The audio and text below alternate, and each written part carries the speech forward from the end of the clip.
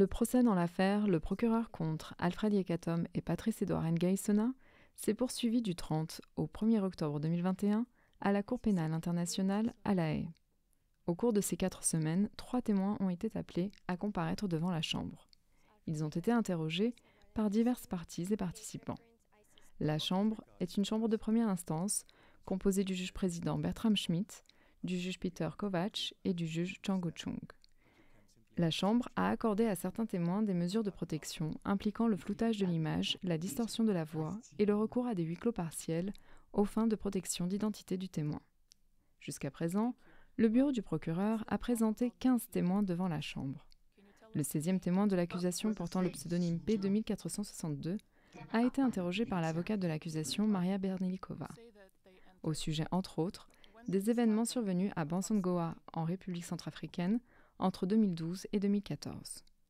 Le témoin lui a déclaré qu'il vivait dans le quartier musulman de Bansangoa et a rappelé que les relations entre les populations musulmanes et chrétiennes étaient pacifiques jusqu'à l'arrivée des groupes armés Seleka. Dans son témoignage sur l'attaque anti-Balaka à Bansangoa, le 5 décembre 2013, le témoin a indiqué Le 5 au matin, j'étais au travail. Mais lorsque je me suis rendu pour travailler, on m'a dit qu'il y avait une réunion du staff. Et lors de cette réunion, la responsable, qui était une blanche, nous a dit qu'il y avait une attaque au niveau de Bangui et que tout le monde devait rentrer chez soi en attendant de voir la situation et revenir au travail le lendemain. Donc je suis rentré à la maison et lorsque je suis rentré, mes parents m'ont posé la question de savoir pourquoi j'étais rentré si tôt. Je leur ai expliqué qu'il y avait des détonations au niveau de Bangui, qu'il y avait eu une attaque et on nous a demandé de rentrer, de rester à la maison. Je suis resté à la maison, j'ai fait la cuisine pour les enfants et à 14 heures, nous avions entendu des détonations. Certains de nos voisins, c'est-à-dire il y en a, c'était des rivales, nos voisines, des rivales, ils nous ont dit qu'il fallait que nous nous rendions au domicile de l'imam. Donc tous les enfants à la maison pleuraient. Donc j'ai pris la décision de les conduire à l'imam. Il y avait beaucoup de gens au domicile de l'imam, des femmes et des enfants.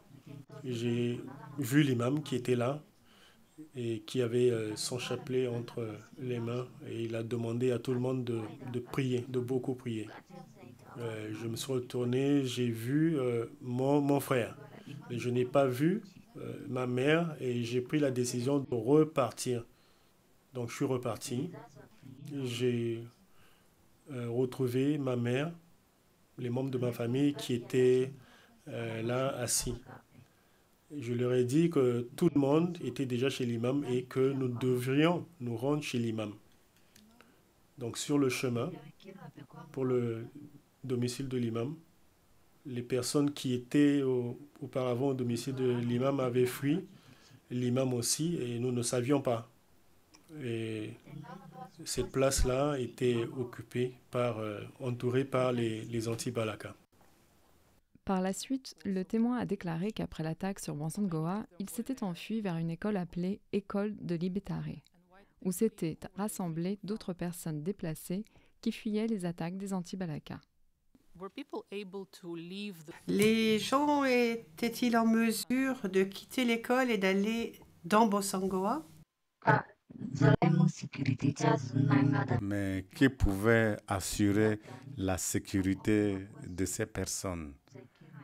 Et en plus, veuillez noter que toutes les maisons avaient été détruites, tous les biens avaient été pillés. Donc c'était pratiquement impossible aux personnes déplacées de retourner chez elles. La représentante légale des victimes, Marie-Edith Douzima-Lawson, a brièvement interrogé ce témoin. Vous avez laissé entendre qu'il y a une autre dame qui vous a appris qu'elle aussi, elle a été violée. Avez-vous connaissance d'autres femmes qui ont été violées, enfin, à peu près le nombre d'autres femmes qui ont été violées lors de ces événements. Je connais seulement celle qui est venue me parler de son cas. Je ne connais pas les autres.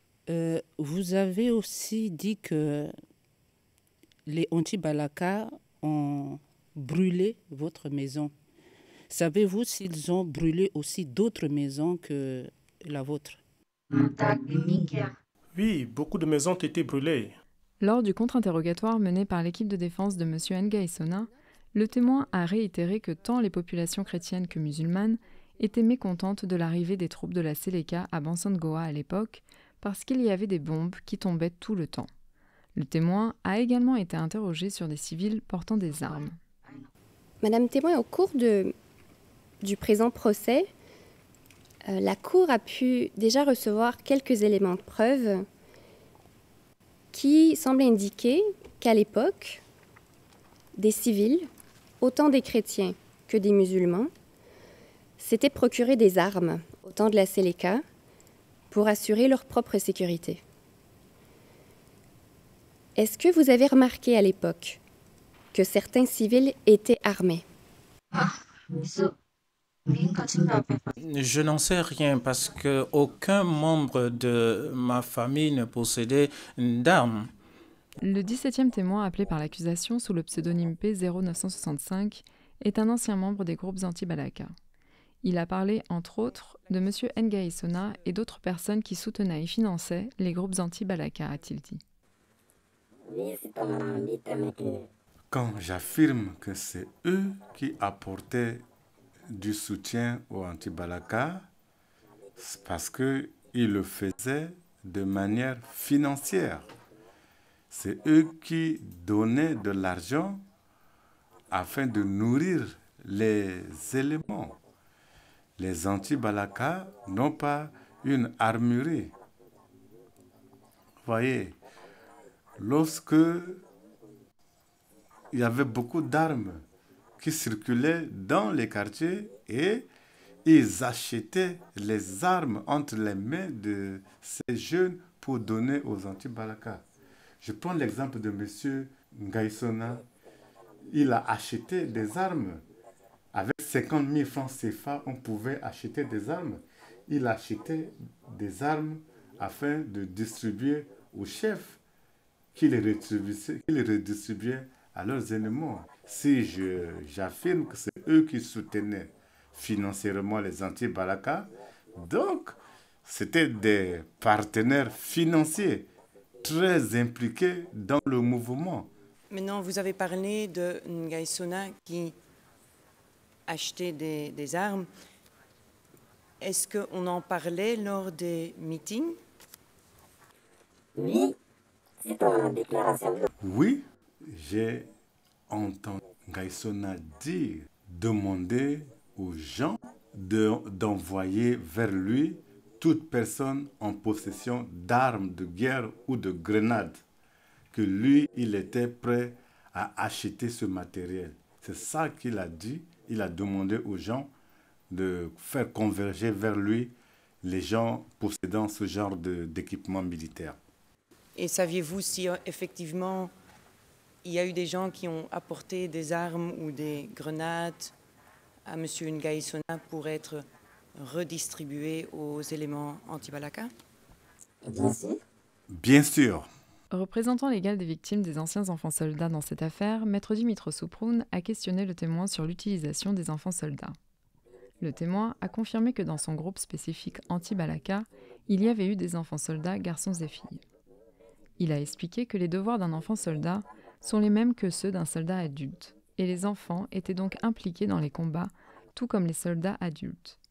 En termes de traumatisme psychologique, le témoin a dit que ces enfants avaient en effet eu des problèmes psychologiques parce qu'ils prenaient des drogues qui les poussaient à se comporter de manière étrange et anormale, a-t-il dit.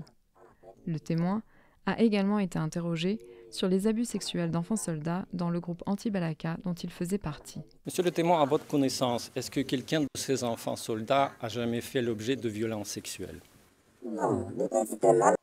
Oui, il y avait des filles dans ces groupes qui, par la fin, se sont retrouvées comme épouses des chefs. Alors, des fois, ils se trouvent entre les mains de ces chefs, pas de leur propre gré. Donc, elles sont prises de force. Est-ce que, à votre connaissance, c'est seulement les filles qui faisaient l'objet de violences sexuelles ou bien aussi des garçons?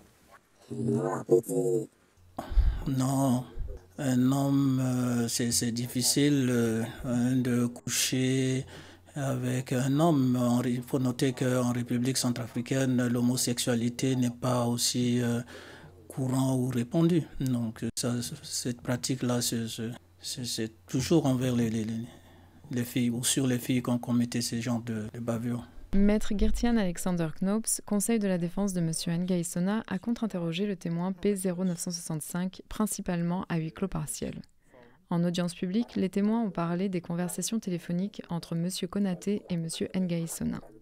Selon le témoin, c'est M. Konaté qui a travaillé en étroite collaboration avec les groupes anti-Balaka et c'est lui qui a donné des instructions aux chefs des groupes anti-Balaka lors des attaques du 5 décembre 2013 contre Bangui. Le témoin a rappelé que M. Konaté était en communication avec d'autres individus comme M. Nguy Sona, M. Bozizé, M. Steve Yambete et d'autres hauts responsables anti-Balaka qui, selon le témoin, étaient des individus qui finançaient et soutenaient les anti-Balaka de diverses manières. Qu'est-ce qui vous a permis de dire que M. Nguy Sona était en contact avec M. Konaté avant le 5 décembre? Sur quoi est-ce que vous vous êtes fondé mercredi dernier pour dire cela? Donc, monsieur le témoin, je prétends que ce que vous avez dit mercredi dernier n'était pas la vérité. Vous ne disposez pas d'informations, vous n'avez pas de preuves que M. Nguy Sona était en contact avec qui que ce soit parmi les personnes que vous avez mentionnées avant le 5 décembre. Qu'est-ce que vous avez à répondre à cela? Bon, vous pensez que j'ai menti, mais de mon côté, je crois avoir dit la vérité, rien que la vérité. Si vous me posez d'autres questions, vous me demandez de m'étaler sur ce sujet, je peux le faire. Vous m'avez posé une question par rapport à la destruction de la maison de Nguy Sona. Mais bon, il était impliqué, ça il faut le dire. Il était impliqué, il a soutenu les anti-Balaka et c'est pourquoi sa maison a été pillée. Et puisque sa maison a été pillée, il était normal qu'il puisse soutenir les anti-Balaka pour se venger. Vous me reposez les mêmes questions alors que vous avez les réponses sous les yeux. Monsieur le témoin, vous avez déclaré dans votre déclaration et vous l'avez répété de vive voix que s'agissant des Comzones, les contacts ont eu lieu après le 5 décembre. Mais vous avez également dit que M. Nguy Sona était en contact avec M. Konaté avant le 5 décembre. Comment est-ce que vous avez appris cela? Est-ce que vous comprenez ma question? Est-ce que quelqu'un vous l'a dit? Est-ce que vous avez observé quelque chose? Est-ce que vous avez entendu quelque chose? Telle est la question. Dites-nous simplement où et comment vous avez appris, dans quelles circonstances vous avez appris cela. Si je l'ai dit, ici, prenons l'exemple de là où nous sommes. Celui qui n'est pas parmi nous ne peut pas savoir ce qui se dit. Si quelqu'un de l'extérieur arrive à savoir ce que nous disons ici, c'est parce qu'il y a eu un traître. Avant l'attaque de Bangui, je ne pouvais pas compter les appels émis par Konaté. Il appelait, il leur donnait de l'ordre, il rassemblait les chefs et leur transmettait les messages parce que nous étions à côté. Et lorsqu'il en parlait, il le disait à haute voix, il ne chuchotait pas. Il disait aux autres membres du groupe que voilà, telle personne a appelé, telle autre a appelé. Comment ne pouvais-je pas le savoir ? Le 18e témoin du bureau du procureur, le témoin P0366, a témoigné entièrement à huis clos entre le 27 septembre 2021 et le 1er octobre 2021. Alfred Yekatom et Patrice Edouard Nguy Sona sont accusés de crimes de guerre et de crimes contre l'humanité commis par les groupes armés anti-Balaka contre la population civile musulmane lors d'un conflit armé avec les groupes armés Séléka en République centrafricaine en 2013 et 2014. Le procès dans l'affaire Le Procureur contre Alfred Yekatom et Patrice Edouard Ngaïsona a repris le 13 octobre 2021 avec la déposition du 19e témoin à charge.